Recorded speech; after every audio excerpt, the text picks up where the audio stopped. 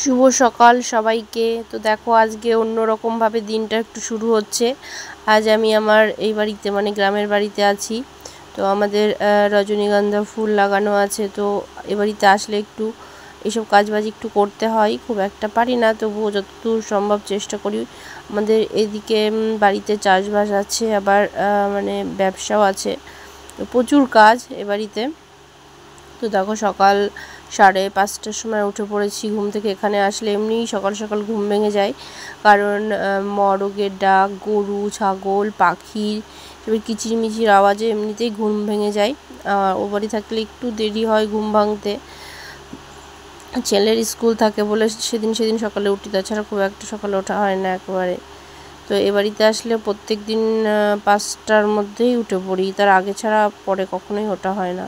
তো দেখো এই যে আমি রজনীগন্ধা ফুলগুলো তুলছি। তো এখন খুব একটা ফুলের দাম নেই, তবুও তুলছি আর কি, যাই হোক। তো দেখো তুলছি, আমার কিন্তু খুব ভালো লাগে রজনীগন্ধার ফুলগুলো। মাঝে মাঝে আমি এখান থেকে কয়েকটা স্টিক নিয়ে বাড়িতে গিয়ে জলের মধ্যে রেখে দিই, বেশ অনেক দিনই থাকে। আমি যখনই এখান থেকে যাই বিভিন্ন রকমের ফুল সংগ্রহ করে নিয়ে যাই। আমাদের ওখানে কিন্তু সবই কিনতে হয়। এখানে আমাদের বাড়িতেই অনেক রকমের ফুল গাছ আছে, মাঠেও আছে, জমিতেও আছে, চাষ করাও আছে। তো যাই হোক, সুযোগ সুবিধা বুঝে আমি কিন্তু এখান থেকে প্রায় দিনই নিয়ে যাই। তো দেখো তখন রোদটা মানে সবে উঠছে, গায়ে রোদ পড়ে গেছিলো প্রচণ্ড, মানে গার মধ্যে তিরবির করছিল। তো ওই দেখো দেখাচ্ছি একটু এক হাত দিয়ে ধরে, আমার তেমন ফোন ধরার মতো কেউ নেই, আর স্ট্যান্ড সবসময় সব জায়গায় নিয়ে যাওয়া সম্ভব হয় না। তবে খুব একটা বেশি নয়, অল্পই ছিল যদিও বা, তবে এইসব কাজ আমার খুব একটা অভ্যাস নেই।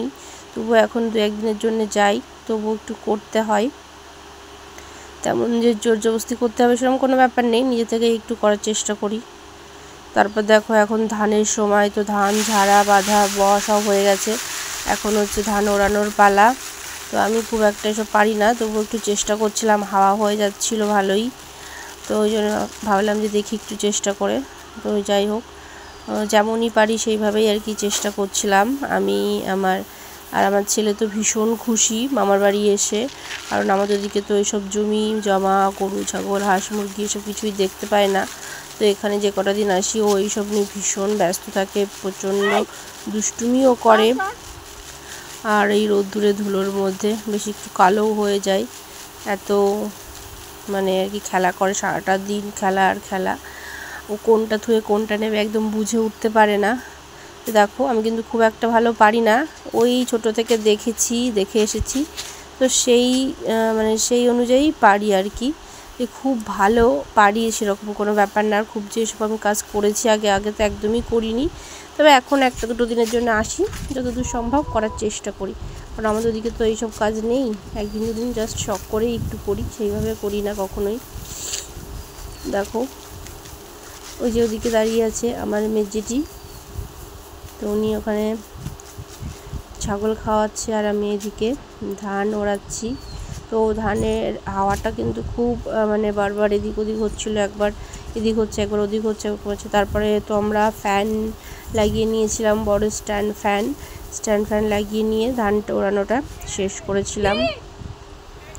তারপর এবার লিচু গাছে খুব একটা লিচু হয়নি, তো দেখো দেখাচ্ছি, কিন্তু দেখা যাচ্ছে না লিচু কিছুই, একদম উপরে আগার দিকে আছে, ওই জন্য নিচ থেকে কিছুই দেখা যাচ্ছে না। গাছটা খুব একটা বড় নয়, ছোটোর মধ্যে, মানে আমার বয়স অনুযায়ী এই গাছটা, ছোটোবেলায় এই গাছটা লাগানো ছিল।